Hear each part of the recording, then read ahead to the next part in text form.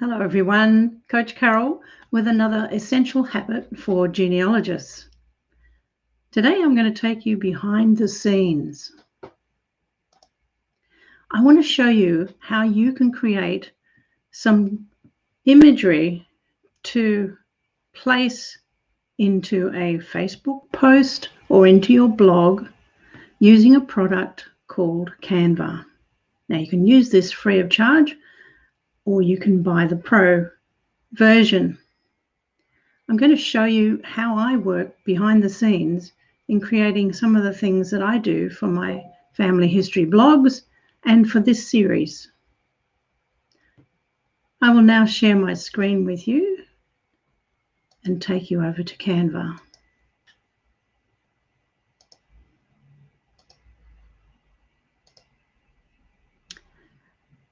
You get to Canva by going to canva.com. I've already logged in and you'll see that it's welcoming me here. And there's several things you can do at the start. You can have a look at what is offered by Canva, and some of them are really cool. If you're looking for a Zoom virtual background, they've got templates for that. If you're looking for an Instagram post, they've got templates for that. And you can create any of these from scratch. There's more to be seen in the tabs at the top. If we go to social media, and we want to do a Facebook post, which automatically has the right size for pasting into your Facebook group or page.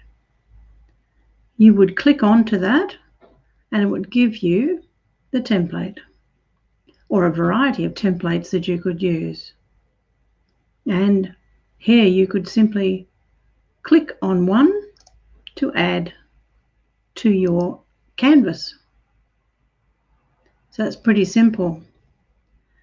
What we can do though is to work on some imagery for your family histories, perhaps pictures of your ancestors or memorabilia, collections of things that you want to share with others on your Facebook post.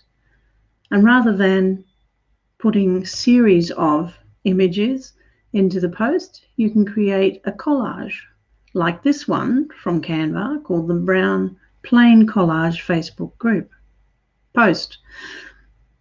If you want to use that one, then you can click on Use this image. There are more examples to be seen below that, and you can make your choice from there.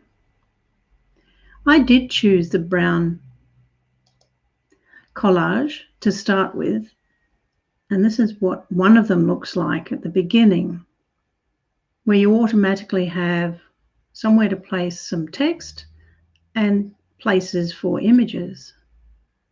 So I've made a start on this one for family legends for one of my ancestors. So I've changed the text in the middle and I've added a photo of him and something from Ancestry. So I'm ready now to place another image into this collage. So what I need to do now is to go over to my image folder that you can see on the left and pick something that we can put in place. So I'll pick this image of the family tree.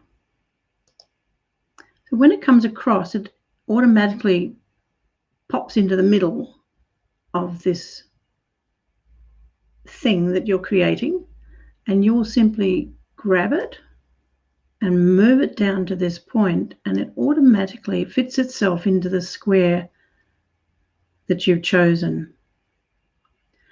If you're wanting to put other photos in place, you would get rid of the one that they've put there, just delete it, and then upload media.